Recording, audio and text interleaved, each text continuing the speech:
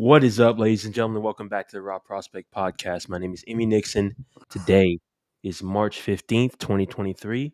We're recording episode 155, and today is a first ever episode on the history of our podcast. It is the long awaited bracket predictions episode, one that Michael's very excited for. I'm very excited for as well. We're going to be going through our entire bracket, and I can't wait for my bracket to get screwed on the very first day of playing. We're just going to do it for fun and let the chaos ensue. We're just going to have fun with it. Okay. Anything you want to say before we get into this? Well, first of all, welcome to our first ever, long-awaited, as Emmy stated, that rhymes, NCAA men's basketball tournament bracket breakdown and prediction show. Over the next hour and a half, if I had to guess, we'll be breaking down each region of the South, the East, the Midwest, and the West. We're going to give you our teams that we think will come out of the region. We'll give you our predictions for how it will progress along. We'll give you the teams that we think are the lower seeded teams that can make a run, our Cinderellas, et cetera, for each region. Once we get through each region, we'll circle back around. We'll do our final four picks for the teams that we have making the final four, and we'll give you our national champion at the very end. And get this, we are everyone who voices their opinions on the bracket on a podcast is putting themselves out there to look like an idiot when it's all said and done. But we are doing it, number one, because it's fun. And number two, I love college basketball. And so I think there's some interesting conversations we can definitely have about some of the teams once we get further along in the bracket. And I just find it fascinating. This tournament every year, it always delivers. And in my opinion, over the next 19 days, from the time that the very first game tips at 11:15 a.m. tomorrow on whatever channel it may be, to the time on April 3rd where the confetti falls on one of these 64 teams and they play one shining moment to wrap it all up. It's one of the greatest probably the greatest 3-week time period in sports, aside from maybe the NFL playoffs, in my opinion. So just get excited. We'll help you along if you're having trouble filling out your brackets. I mean, don't take our advice like we're the experts or anything. But if you want to take some of our analysis and use it to fill out your bracket, we greatly appreciate that. And last thing before we get started, this is the perfect episode for engagement. We want to know who's in your Final Four. Who's the Cinderella that you have making a deep run? Is it last year a 15 seed like St. Peter's did a couple years ago? Oral Roberts, way back when Florida Gulf Coast went deep. I mean, every year there is a team. When Loyola Chicago went all the way to the Final Four, I mean, the list goes on and on. Who's your Cinderella? Who you have winning the national championship? How is your school doing? Who are you rooting for? All those things. Put those things in the chat. We love to hear from the fans. With that all being said, let's get into it. We'll start with the South region. The South region has the number one overall seed in the tournament, the Alabama Crimson Tide. The 2 seed in this region is the champion from the Pac-12, the Arizona Wildcats. And then you have 3 seed Baylor, who has limped down the stretch, believe it or not, and 4 seed Virginia. Those are the top 4 seeds in this region. We'll start on the top half of this region. For me, I'll start with you. Who do you have? What are your thoughts on this region? Who do you have advancing out of the top half of the region? Well, first and foremost, I have Alabama going very far. I won't say how far quite yet, obviously, but I feel pretty good about that team where they're at right now. Brandon Miller has made a push towards possibly being the number 2 pick in the draft, right there, right up there next to Scoot Henderson. And Alabama, I just love the way they play. They just push the ball up and down the floor. And I think there's something about off-court drama for certain teams that really can galvanize a group. And I'm not going to comment on all the stuff that's happened. Y'all can look it up for yourselves if you're not knowing what I'm talking about. But I do think there's a certain energy, there's a certain determinedness around this Alabama team, and they feel like they got to prove to America something. And I think for those reasons, I think they'll be going far in the tournament. That's the team that I think is the team to beat in this region in particular.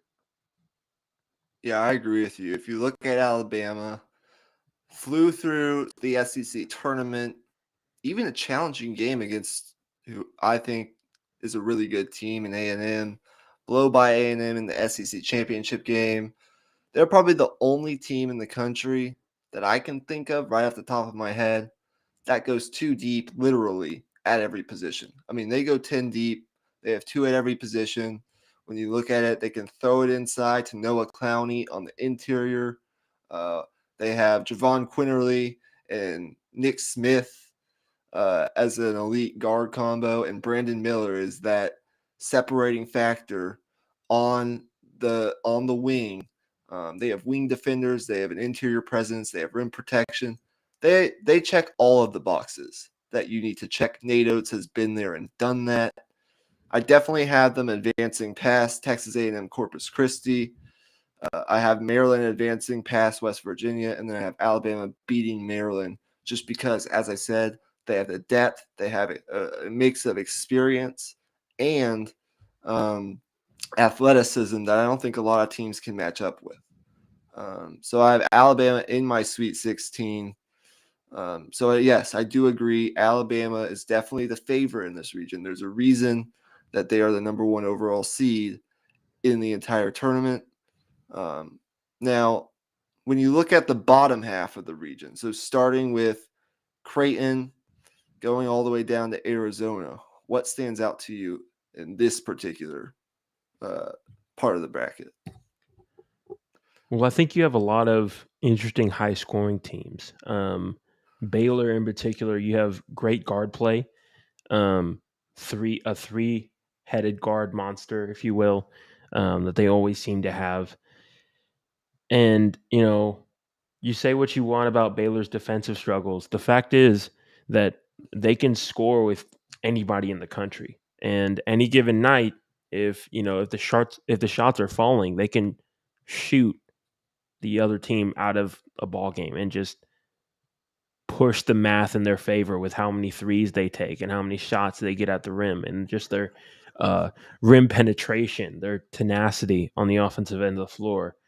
I think that's what's going to be interesting about that part of the bracket is will Arizona and teams like Missouri or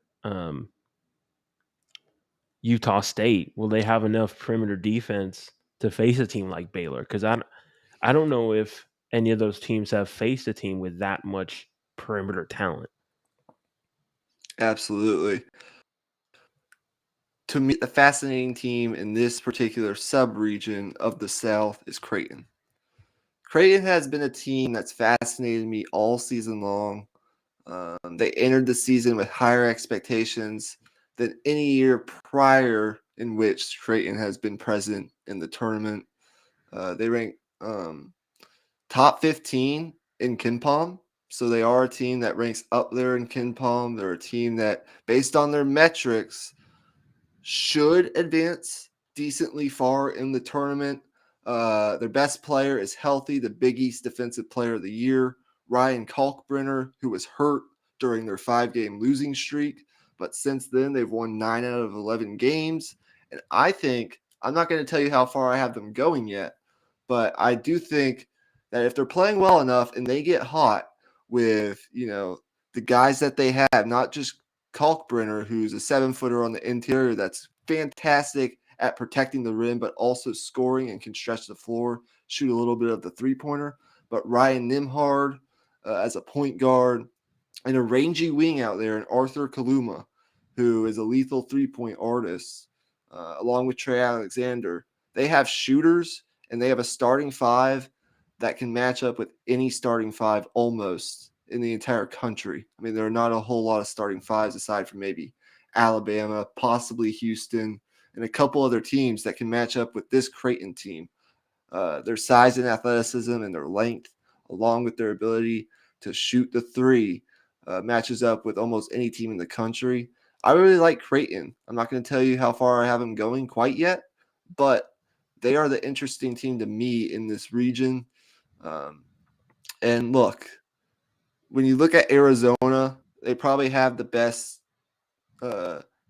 big man 1-2 punch in the entire country with Azolas Tubelis and Umar Ballo.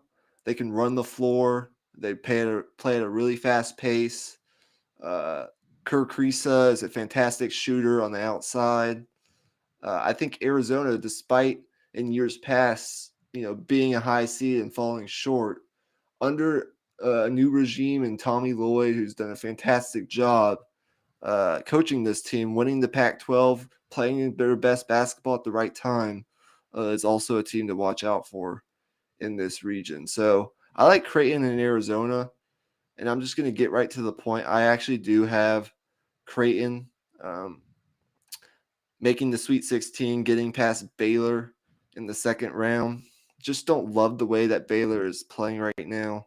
And I have Arizona beating Missouri to get to the Sweet 16, just because, as I said, I think that 1-2 punch big man combo with Tubelis, who can run the floor and score, very fundamentally sound. Missouri, they're a team that likes to run and gun as well, and I just think that the size on the interior will be the difference maker for Arizona in that game. Although I do think Missouri is a team that you have to watch out for, given Kobe Brown. They can go small and they're quick. So I watched a little bit of them in the SEC tournament with Kobe Brown, sort of a smaller five on the interior. If you're able to, bring those big men of Arizona out to the perimeter, can they guard on the perimeter will be the key in that game. But I think Arizona has enough veteran experience to get past Missouri. So I have Creighton because I love what they have on the interior with Kalkbrenner. I think that's going to be a hard matchup for Baylor. And I have Arizona moving on into my Sweet 16. And then on top, I have Alabama. And call me a homer just a little bit, but I still have Virginia. I have a belief in their veteran presence and just their ability to defend, because I do think defense travels in the tournament. I have them barely advancing past San Diego State. And look, I could see College of Charleston. I could talk myself into picking College of Charleston in that game against San Diego State. But San Diego State is a team that really defends. So if that San Diego State-Virginia matchup happens, it could be like first team to 55. And that's a game that, unless you're a lover of defense, you may not have fun watching. So that's my Sweet 16 in the South. Let's hear your thoughts. For me, I have Alabama in the Sweet 16 as well. I have Virginia, then Creighton, then Arizona. So I have Alabama beating Texas A&M, Corpus Christi, then Maryland, who had beat West Virginia.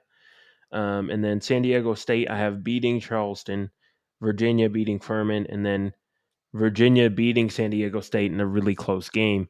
I almost pick College of Charleston. As you said, they're a team that can really shoot the ball from three. They're one of the best in the country in terms of three-point efficiency. So I could see it, but I just think with San Diego State being such a veteran team, a lot of juniors and seniors on that team, and a ton of experience as well. I just lean towards that in terms of being able to win a close game.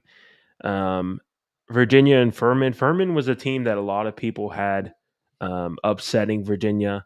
Um, I could see it, but I also just think um, Tony Bennett and Virginia being like improved offensively than the years when they lost early in the tournament. I think they'll be just fine against Furman. I could be wrong though. It's March Madness for a reason, right? And then Creighton against NC State. Um, Creighton, I think, is one of the most well-rounded teams in this entire region. I Um, agree. and I had Creighton beating Baylor as well in the next round and getting to the Sweet 16. Um, at the bottom of my bracket, I had Utah State beating Missouri, just because I think Utah State they're a little bit like Missouri in terms of they push the ball. They have a high powered offense. I think the difference will be I think Utah State will be able to attack the boards a little bit against that small lineup with Missouri, but it could go either way. It seems like Missouri is just so matchup dependent. It was hard for me to really trust them against a team like Utah State. I had Arizona being Princeton, and then Utah State versus Arizona. I had Arizona moving on to play Creighton in my Sweet 16 for the South. Okay. So we have the same Sweet 16 in the South. We defer on a couple games in the first and second rounds, but Hmm. I mean, that's really just like flip a coin, see what happens, right? Right. So uh, let's go ahead and finish off the South. For me, look, Virginia is a veteran team. I think a lot of people are fading Virginia based off what they saw in the ACC tournament final against Duke. But here's what I'll tell you: it was an off night offensively for Virginia, and that's fair. I mean, that team has they're improved offensively in their versatility, but losing Ben Vanderplas, who was a transfer from Ohio, who actually beat Virginia a couple of years ago in the tournament. I think it was 2 years ago as a 13 seed when Virginia was a 4 in the same situation. You know, it's happened before to Virginia. They go cold offensively, but I'm hoping that, you know, the people understand that that's a unique situation right now at Duke. And we'll talk about that a little later, but boy, do they defend. I think this is probably the best defensive team I've seen at Duke in my lifetime. I mean, I don't want to like talk out of the back of my head and, you know, speak on things that I don't really remember, but that's a topic for later. But I do have Alabama beating Virginia just because their athleticism. I don't think Virginia can match up with that, and Brandon Miller's an absolute freak. I think Virginia could muck it up for maybe a half. Kihei Clark's a veteran point guard that could get under Nick Smith and really maybe cause some havoc. Tony Bennett's a guy who knows how to coach, and that's the reason I have this Virginia team in the Sweet 16. But I just think Alabama, their ability to defend and go too deep at every position without Ben Vanderplas for Virginia, who really provided an extra spark from the outside in terms of three-point shooting. I just don't see it. So I have Alabama moving on. And then this is one of those games that I've gone back and forth on all day. Creighton against Arizona. Um, to me, I went with my gut. I really love this Creighton team. I just think they're a little bit more well-rounded than Arizona is, but I think that could honestly go either way. I'd love to see the matchup, though, of Ryan Kalkbrenner, the Big East Defensive Player of the Year, against Azuolas Tubelis and Umar Ballo. That would just be a fascinating matchup. The key for Creighton would be not getting in foul trouble early because Creighton, while they do have a fantastic starting five that can match up with almost anybody, once you go past their starting five, they don't have a ton of depth. And that's one of the reasons that they struggled at times this season in the Big East. So that's my only reason. to not like Creighton as much as I should, but I do have Creighton pulling off the upset and beating Arizona for no other reason than I just think they're a little bit more well-rounded than Arizona. Yeah, crazy enough, we have the exact same thing for our Elite Eight in the or the Sweet 16. I have Alabama beating Creighton to move on to the Final Four. But that'll do it for the South region. Anything else you want to say before we move No, I on? mean, as people know on this podcast, great minds think alike. I mean, there's no way we can be wrong, right? We both picking the same thing. I'm being It's sarcastic, everyone. I'm being sarcastic. Okay. I would fade So, our picks on the South people if just all right. We'll just a come back. thought. We'll circle back around to that Alabama against Creighton matchup a little later, but let's move on to the East. Yeah. Go ahead. Okay. I'll start with mine first. Purdue is so interesting to me.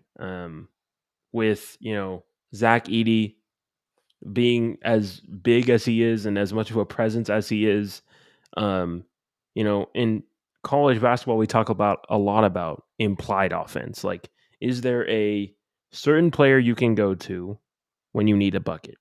And Zach Edey has been that the entire season. They have other guys they go to. They have a lot of shooting.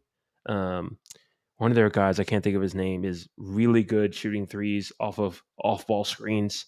But overall, I just think having a presence like Zach Edey in the middle is the big key. And the only thing I can think of that would concern me a little bit is, will Zach Edey get into foul trouble? Which, for big men in the NCAA tournament, if you're going on a deep run, you're bound to have at least one game in foul trouble. It's just gonna happen. So will Purdue be able to, weather that storm when it comes? I think they have the team to do it. Whether they will or not is up for debate, but I think they definitely have the talent and the team to get it done. So I have Purdue winning against FAU first round. Wait, is that right? No. FDU. FDU. Sorry. Yep. I got ahead of myself. It was FAU in the next round, the round of 32. I had FAU beating Memphis just because, I don't know, 8-9 matchups are a coin flip. I don't know much about either of these two teams other than Penny Hardaway being the Memphis coach and having some better recruiting than FAU would have, but it's just a coin flip. So I'm not going to claim to know about either of those two teams. Duke, I have advancing against Oral Roberts. Tennessee, I have advancing against Louisiana. And then a defensive matchup for the ages. Duke versus Tennessee. That's a matchup that, for me personally, I can't wait for. Just because Duke is probably one of the hottest teams in the country right now. And Tennessee has played great defense all year. The question the entire year has been offense. They're ranked top 4 in KenPom, which isn't foolproof. Not every KenPom team makes it deep, but there's something to be said there for sure. They defend, and that's going to keep them in games. But I did have Duke beating them in that particular matchup. And then you had the bottom half of this region, which I had being a absolute. I don't want to say what I'm gonna say just because I want to keep things clean, but you know what I'm thinking. A absolute crapshoot down Right. there in the bottom of that read. And I have Kentucky beating Providence, K-State beating K-State beating Montana State. Sorry, USC upsetting Michigan State, and then Marquette beating Vermont. This is when things get crazy, though. I have USC taking down Marquette. Here's the thing about USC. I had to choose one, higher seeded team to, make it further. It happens every year, and I just happen to choose USC this year. I just really like their interior defense. I think that in particular can pose problems for a lot of teams. I think of a team like UCF a few years ago with Taco Fall and the problems that presented against, Zion Williamson and that Duke team. An interior presence means a lot in March Madness. If the opposing team can't score in the paint, that takes out a lot of the offense that they can get. And if their outside shots aren't falling as well, then they're just not scoring in general. So, um, kind of a shot in the dark. Not overly confident that it will happen, but um, I just chose USC for those reasons. Um, any thoughts on that? So you have Purdue against Duke, right? In their Sweet 16. Yep. And then you have Kentucky versus USC. USC. Okay. All right. Fair enough. Well, let me start here. We have the same Sweet 16 on the top half of the East region. Okay. I have Purdue advancing past Farley Dickinson. And it's actually funny. Farley Dickinson was a team that beat Texas Southern, who was playing in their third straight first four game in Dayton for the third straight year. Farley Dickinson is a team that is really interesting. A lot of these 16 seeds are just interesting to watch. They have a lot of fun stories on those teams. But they're actually statistically the shortest team in the entire tournament with an average height of 6'4". And that would be quite the interesting matchup that will happen on Friday night with the shortest team in the entire tournament going up against the tallest man in the entire tournament in Zach Edey. I think Edey asserts its presence there, and Purdue advances. The weird thing with Purdue, though, is I worry about their freshman guard play, although I do like their guards. They can shoot the ball. They're pretty good. Matt Painter's a fantastic coach. They have experience in the tournament. And when in doubt, throw it into Zach Edey. But that gives me just a little bit of hesitation, but I do like Purdue to get past Memphis in the second round. FAU is a really good. They're a deep team.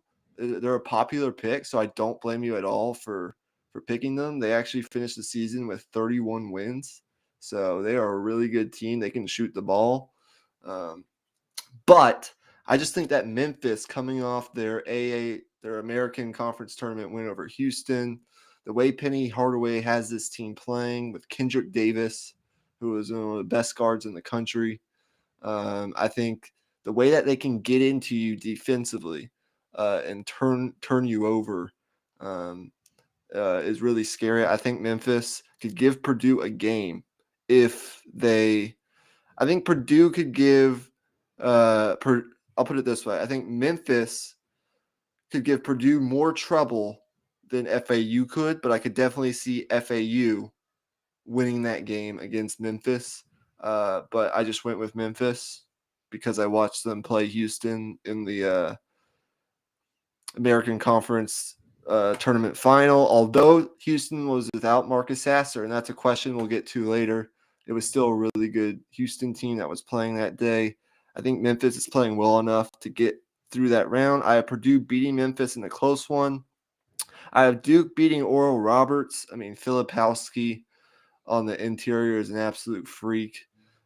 And the separating factor for them against Tennessee in the second round, although Louisiana is a popular upset pick because Tennessee does not have their veteran point guard, Zakai Ziegler, who went down in the SEC tournament with a torn ACL. That's the separating factor here for me. Both are really good defensive teams, but Duke's length, their athleticism, and the fact that Duke has Jeremy Roach and Tennessee does not have their point guard is a separating factor for me. I have Duke moving on. And then we move to the bottom of the bracket. I actually have Providence I know Kentucky fans don't want to hear this. I have Providence beating Kentucky. I just love Ed Cooley. Fantastic guy. I think Providence, is a scary team with what they have going. But Kentucky was a team that started to figure it out, down the stretch of the regular season, going into the conference tournament, and they have some guys that are finally shooting the ball pretty consistently from the outside. And they have Oscar Tshiebwe on the interior. People can't forget about that. He was last year's National Player of the Year. And the one thing you have to do against Kentucky is make sure that you are getting on the boards. So I do worry about Providence's ability to get on the boards, but I think Providence could shoot their way to a victory there. Things are going to get a little interesting with Big Blue if Kentucky loses again in the first round. So I think there's a little pressure there on Kentucky to win that game. I have Providence winning just because I like Ed Cooley, though. I have K-State beating Montana State and beating Providence to get to the Sweet 16. Again, we've talked about this on a couple episodes previous. Marquise Noel and Keontae Johnson. I mean, that's as good of a 1-2 punch that you can find in college basketball. They have shot creation. I worry a little bit them defensively, but I think they have enough offensively to get it done, and they're playing well enough right now. They're battle tested going through the Big 12. They have a bunch of really good wins. I love Jerome Tang as a coach, and this is his opportunity if K-State makes a deep run to potentially elevate himself to maybe even a bigger job or a pay raise at K-State. I'd love for him to stay at K-State, but you never know. There are a lot of schools right now with coaching openings in college basketball. That's something we'll talk about after the season, and there could be even more after the tournament. And I think Jerome Tang is a guy that could potentially be on the Longhorns list if things don't work out with Rodney Terry. But with that, we'll move on. So I have K-State in the Sweet 16, and then Marquette is a team that I've raved about all year. So I'm sticking to my guns on Marquette. Then beating Vermont. I love Tyler Kolek, top 5 point guard in the country, no question. They have athleticism. They're playing defense. Shaka has brought back the wrinkles in their defense. They play hard on every possession. Love the amount of shooting that they have. I just think this is the year that Shaka Smart gets it together and makes a fairly deep run in the tournament. I have them going to the Sweet 16. I've seen them in all the way in the Final Four, and I could definitely see that. So I have Marquette playing K-State. And I'll go ahead and tell you guys I have Duke beating Purdue in a close game because their length and athleticism on the wing with Dariq Whitehead and all the other guys that they have. And I think Filipowski is a guy that can match up with Zach Edey. He can pull him out to the perimeter, shoot the 3-ball, put it down the dribble, and drive to the basket. Jeremy Roach is a veteran point guard with experience. He's one of the more experienced guys on this Duke team. And I think he would overwhelm. Their length and athleticism on the wing would overwhelm Purdue's freshman guards just a little bit. I have Duke advancing in what could be, if it happens, one of the better games of the tournament. I truly believe that if that happens.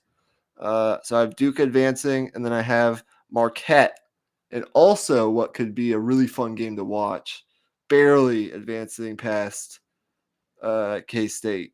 But I could see it go either way. So I have Duke and Marquette in my Elite Eight. Okay. I'll finish up my end. I also have Duke narrowly defeating Purdue as well. And then I have K-State beating USC to move on to the Elite Eight, which would be a really good result for Kansas State as well. Absolutely. Did you already pick your Elite Eight game or? No, we're not going to pick Elite Eight games yet. Okay, gotcha.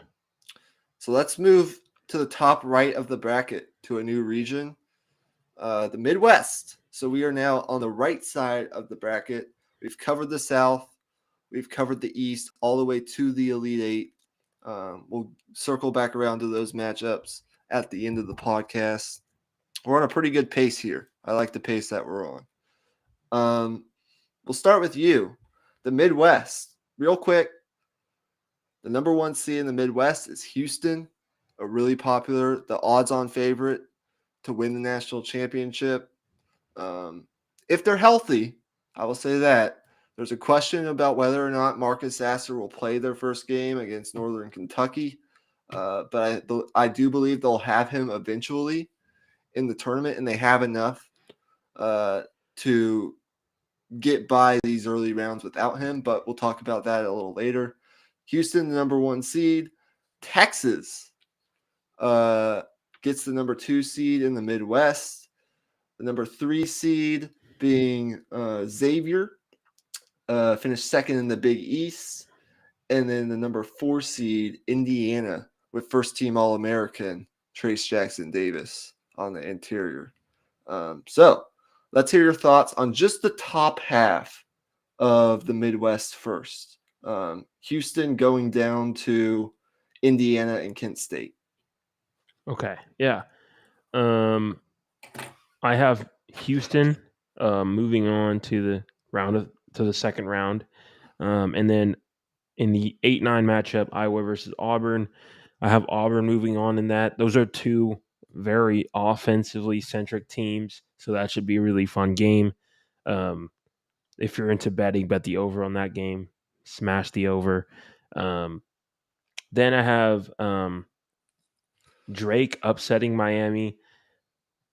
I don't feel great about that one. I might change it later, depending on how you feel about Miami. But I felt like I had to choose one upset. And choosing between Kent State upsetting Indiana or Drake upsetting Miami, I went with Drake. And then I have Indiana beating Kent State. Okay. I actually almost went with the double upset there with Drake beating Miami and Kent State beating Indiana. But here's what I'll do. I have Houston advancing all the way to the Sweet 16. I have them beating Northern Kentucky, and then I actually have them beating Iowa for no particular reason. Fran McCaffrey's team, they can shoot. They had a game back a couple weeks ago at the end of the regular season where they were trailing by like 15 plus in the final 5 minutes, and they shot their way to a victory. I do worry a little bit if they're not making shots, and Auburn is really good defensively. But I do think Iowa will squeeze past Auburn. And I have Houston beating Iowa. I think at this point, they're going to have Marcus Sasser back. Kelvin Sampson's team, they have, Marcus Sasser is a really good point guard. He could be an NBA guy, maybe not a first-round pick, but could definitely be an NBA guy. Jarris Walker on the interior is a potential lottery pick. He's really talented. Trayvon Mark, also on the outside, really talented wing. The list goes on and on for Houston. I really like Houston. We'll get to that in a little bit. I have them getting to the Sweet 16 on their quest to get to Houston, as the Final Four is in Houston. And then I have Miami actually beating Drake. Miami's missing one of their big guys. I'm not remembering his name exactly right now. Something O'Meara or something. I'll have to look it up. But I do think with Nigel Pack and Isaiah Wong, they have the guard scoring and the shot creation to get past Drake. Although Drake is a team that they're really experienced and they can shoot the ball. So I do think that'll be a little bit on the high scoring end with Miami advancing barely. And I have Kent State. Kent State is a team that even though people don't know a lot about them with God, I'm forgetting his name now. I'll have to look it up, but they have this really good guard that people are raving about, and so I like that to get past Indiana. Indiana, yes, they do have Trace Jackson Davis, and they could win this game, But with Jalen Hood-Schifino and some of their other guards, they've been inconsistent. So they really struggle to validate wins all season. So when they win a game, they usually lose the next game and so forth. I just going with my gut on that one. I'll have to get back to you guys on the Kent State. Sincere Carey. That's Yes, it. Sincere Carey. He's for real. I watched some of his highlights. Um, he's a guy that's been raved about. So I really like Kent State offensively. And then I have Miami advancing past Kent State, although I almost went with Kent State as my real Cinderella to get to the Sweet 16. So I have Houston against Miami in the Sweet 16. Okay, gotcha. Actually, hearing you say all that, I'm gonna switch my pick, and put Kent State advancing against Indiana, um, and then Drake advancing versus Kent State to make it to the Sweet 16 as my Cinderella team. Okay. Um, and they would be playing Houston in the Sweet 16. Then let's see Go here. ahead and tell us the bottom half of the region. So starting with Iowa State and Pittsburgh, going down to Texas and Colgate. What do you have going through the Sweet 16? I have Iowa State and Xavier advancing, and then Texas A&M and Texas advancing, which that is a beautiful coincidence right there. I have to say, well done, bracket makers. Hopefully that game actually happens because the hype around that game will be absolutely insane. Anyways, Iowa State versus Xavier. I have Iowa State winning in a really close one. Um, both of those teams, I think, are some of the best in the country defensively. Um, so I think that could be one of the better games of the tournament. One of the better second round games, at least. And then A&M versus Texas. I have Texas moving on because um, screw the Aggies, man. I'm not picking them. Um, and then in the Sweet 16, I have Houston moving on against Drake. My only analysis there is it's God's plan. So deal with it. And then Iowa State against Texas. I keep on wanting to say Ohio State. I don't know why. Iowa State against Texas. I have Texas moving on. So I have the Midwest region, the 1 and the 2 seed moving on to the Elite Eight. Okay. I actually have Pittsburgh defeating Iowa State. This will be an exciting game to watch. Iowa State actually played better after dismissing Caleb Grill from the program, but this is a Pittsburgh team that I think got their tune-up game last night against Mississippi State. They were able to escape. They were missing Federico, which is one of the funnier names in college basketball. They're a big guy who will be back, I believe, for this game. They have senior guards that are big and physical. Jamarius Burton averaged 16 points per game, 4 rebounds per game, and 4 assists per game. He's the star of the team. They're offense first, and they can really shoot the three. So I think this will obviously come down to which team shoots the three ball better, and it's hard to say because Iowa State with Gabe Kalsher and some of the dudes that they have, they can really do that as well. And TJ Altelberger, I think is how you say his name. He's done a fantastic job with that team throughout all the struggles that they went through in late January, early February, going through the Big 12, beating Baylor twice. That's really hard to do. But I just like Pittsburgh. The ACC sort of gets disrespected going into the tournament, and then they always do better than people think, or at least that's been the case the past couple of years. I'm not saying that'll be the case this year, but going off history, I do have Pittsburgh winning that game. Jeff Capel deserves a lot of credit. Former assistant under Mike Krzyzewski at Duke.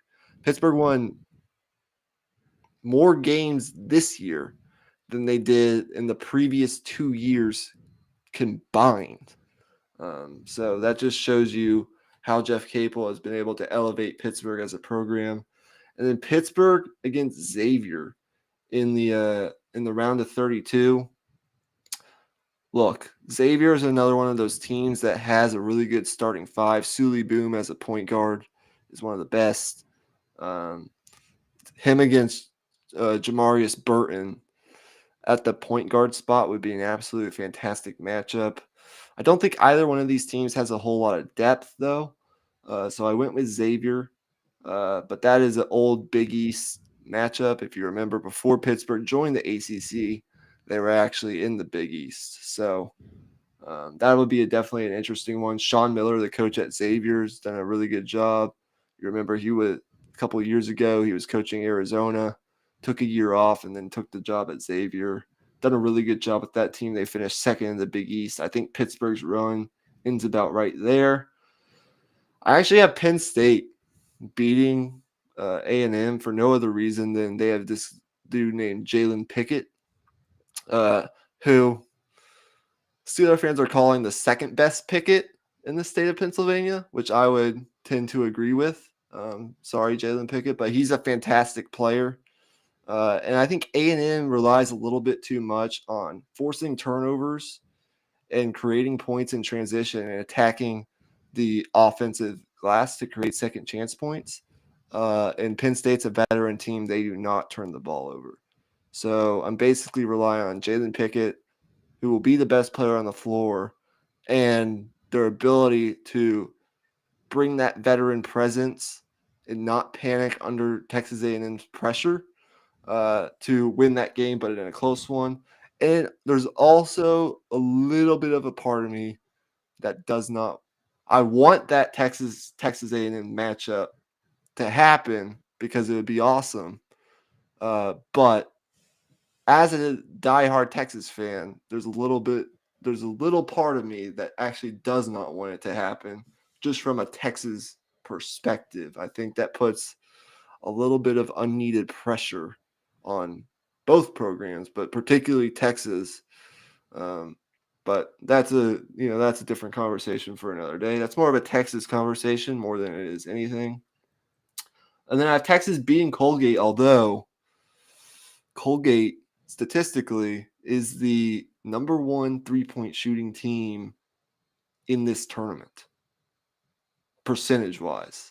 So I think, but that being said, they have not seen a team with the athleticism and the length and the ability to defend on the perimeter like Texas. So I think Texas's size, and they've gotten better play from Dylan Dessou and Christian Bishop on the interior, which is a reason why I think people are higher on Texas now than they were maybe 3 weeks ago, is because before it was, okay, maybe you get a little bit from Dessou, maybe you get a little bit from Christian Bishop, but now they're actually getting double-doubles from Dylan Dessou, and he's rebounding and making post moves, doing all that sort of stuff. They have sort of an inside-out game now that most teams that are pretty successful in the tournament have, that they really didn't have consistently before. So I do have, with the way Dylan Dessou is playing and the way Sir'Jabari Rice can really pick it coming off the bench with that veteran presence, in the way I'm rooting for Rodney Terry, I do have Texas getting by Penn State. Although I think, here's my take. I think that second round game, after getting by Colgate, which I think Texas will, there's always, for teams that make deep runs, there's always a scary moment early on. Whether it's you get down early to like a 15 or a 16 seed and you have to waddle your way back, or you're just like, you play a really close game against a really good team and it comes down to the wire. I think facing either Penn State or A&M, that could be that's one for Texas fans, at least, that I think is going to get their blood pressure and heart rate up a little bit. Either way it goes. There's a lot of pressure on this Texas program, though, to get to the Sweet 16, to get to the second weekend. A place where they have not been since 2008. So I think they do it, and I think they play Xavier in the Sweet 16. So I have Houston in Miami and Xavier in Texas. Okay. Yeah, I'm actually going to change one of my picks. I'm going to have Xavier beating Iowa State to move to the Sweet 16 to play Texas instead, but I would still have Texas beating Xavier in a really, really close game. At that point, it's really a, which team you like better. It's just coin flip. And I'm actually going to change one thing. I've been going back and forth on this Miami Kent State thing. No Norchad Omier for Miami, that was huge on the interior. I believe that Kent State with Sincere Carey will advance past Miami in a really good game, and that's my Cinderella team. So I have Houston against Kent State, and then Xavier in Texas. And I'll just be honest, I have Houston and Texas in the Elite Eight. I have the same as well. Okay. But that will move down to our last region. We're still on a pretty good pace. The West region. We have Kansas, the number 1 seed in the West, number 2 seed UCLA, the number 3 seed Gonzaga, and the number 4 seed UConn. So we'll start with you once again. The top half of the region, starting with Kansas going down to the UConn Iona game. What do you got? Well, I have Kansas moving on at the top of the bracket against Howard to play Illinois in the second round, beat them as well. My, I guess, popular hipster pick, I guess, in my bracket is UConn. I have UConn going really far. They're really high up in a lot of metrics. They're, I think, top 4 in Ken Palm, or Pong. I don't know. They're top 4 in that, and I think that bodes well for them. They're really solid defensively. They didn't have all the results they wanted early in the season in particular, but they have really hit their stride as of late, and they're a really good team. I have them going deep. Then I have TCU defeating Arizona State, and then in the upset of the tournament, I have Grand Canyon defeating Gonzaga. Okay.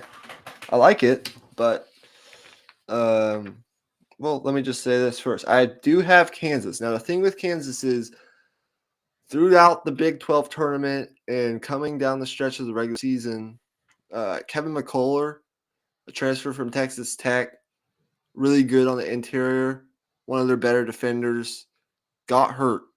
He hurt his back, and back injuries, I mean, based on the experience I have in sports, just watching sports, it's not a good sign. I mean, those things can linger for a long time based on what I've seen. I'm no doctor or anything, but we'll see. I think their success in terms of getting where Kansas belongs, which is in the Final Four once again, with their 33 consecutive appearances in the NCAA tournament, which is actually the longest streak actively. I do think that their success will depend on him coming back at some point. I'm not sure if he's supposed to come back for Howard. We'll see. But I do think the stabilizing force for Kansas will be getting Bill Self back. That would be huge. I think that showed a little bit down the stretch, not having Bill Self. His ability to adjust in game is something that I think separates him. And so I do think with Jalen Wilson and KJ Adams Jr. and the veteran point guard that they have, DeJuan Harris, I think they have enough to get past the early rounds. I have them beating Howard, and then I have them beating Arkansas, but I mean it could be either Arkansas or Illinois. It's basically flip a coin. I just like Arkansas's athleticism and their length a little more, but if Arkansas does not shoot the 3 well, I could definitely see Illinois winning that game. Brad Underwood always has his team ready to play. I do have VCU beating St. Mary's in a 12-5 upset. Just really like VCU. Their ability to defend, force turnovers. They play a weird style of basketball, but I just think they're going to beat St. Mary's. St. Mary's is a team that's got some experience. They definitely do check that box, but I just wonder, about their ability to score sometimes. And I do have UConn beating Iona. Rick Pitino is a coaching hotbed right now. He's being vetted by a lot of programs that have coaching openings. But I think, Iona could be a scary matchup if UConn doesn't come ready to play, but they have so much talent. I have UConn advancing. And then I'm going back and forth on this, watching Arizona State tonight. Oh my God. And now the fact that TCU does not have Eddie Lampkin, who was dismissed from the team or isn't with the team anymore for whatever reason, and is now in the transfer portal. I'm going back and forth about this TCU Arizona State game. With the way Arizona State looked tonight, the way that they defend and shoot the three ball, I don't know. I could change that later, but I do have TCU barely advancing just because they have Mike Miles Jr. They've been battle tested in the Big 12. I have Gonzaga beating Grand Canyon. Gonzaga is a team that I might have going pretty far. I think people are overlooking them as a 3 seed. I think they're playing with a little bit of house money. No one's really talking about them. In past years, it's been, Gonzaga's undefeated. They're a number 1 seed. They got to complete the undefeated season. They got to get to the Final Four. There's been a little bit of added pressure there, I think. But I do think pressure's off their shoulders. Mark Few is a fantastic coach. They've been playing better defensively, which has been the concern with this Gonzaga team lately. And Drew Timmy's a matchup nightmare. So I do have Gonzaga winning that game. I have Boise State beating Northwestern for no other reason than I just do. And then I have UCLA beating UNC Asheville. And then I have Kansas advancing past Arkansas. I have UConn advancing past VCU because of their size. I have Gonzaga advancing past TCU because now without Eddie Lampkin, TCU, I think, is going to struggle to guard Drew Timme. And TCU is a team that likes to run, but Gonzaga runs almost better than anyone. That's what, I think TCU plays into what Gonzaga likes to do. And without Eddie Lampkin, I just don't see a way that TCU beats them unless Mike Miles has a humongous game, which he absolutely could. And then I have Boise State and UCLA. I got UCLA winning that game, although UCLA is banged up right now. They're missing Jalen Clark, their best wing defender, and they're missing somebody. A center as well, I They're think. missing a center as well. So I'm just going to tell you right now, I have Gonzaga making the run to the Elite Eight to play Kansas, but that's dependent upon Kevin McCullough coming back. I might change that to UConn, but I'd love to hear your thoughts.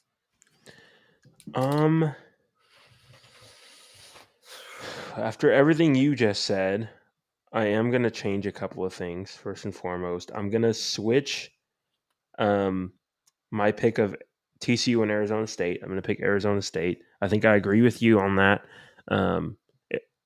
Having momentum is so important in the NCAA tournament. I think that can be a little bit underrated. The fact that they're playing well, coming in good form, I think you have to take that into account against a team that's banged up. I also have Boise State being Northwestern. Same thing here. I just like Boise State. No other reason other than that. And then I have UCLA beating Boise State in the second round. UConn beating VCU in the second round. Arizona State advancing against Grand Canyon. And then Kansas versus UConn. I have UConn advancing in that game. But as you said, McCullers' health is going to be a big part in that. And then the other side of things, I have UCLA. I think as long as UCLA can just eke out some of these early games and get healthy, with the way they defend, with Mick Cronin, um, in this Mick Cronin era at UCLA, I don't think there's been a team that's defended this well, um, out of UCLA.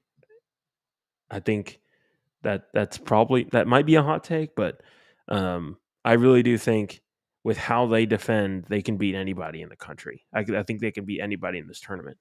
And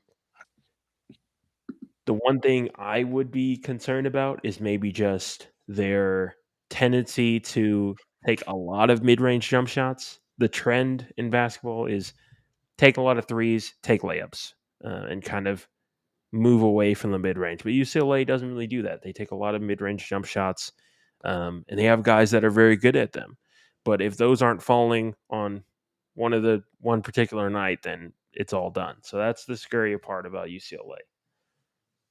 Okay, so your elite matchup is UCLA and UConn or Kansas? I think you're muted. Hold on. Oh. Can you hear me? You can hear me though, right? Yes. Okay. That's strange. Let me check. Okay, I'm gonna pause this real quick, guys. We'll be right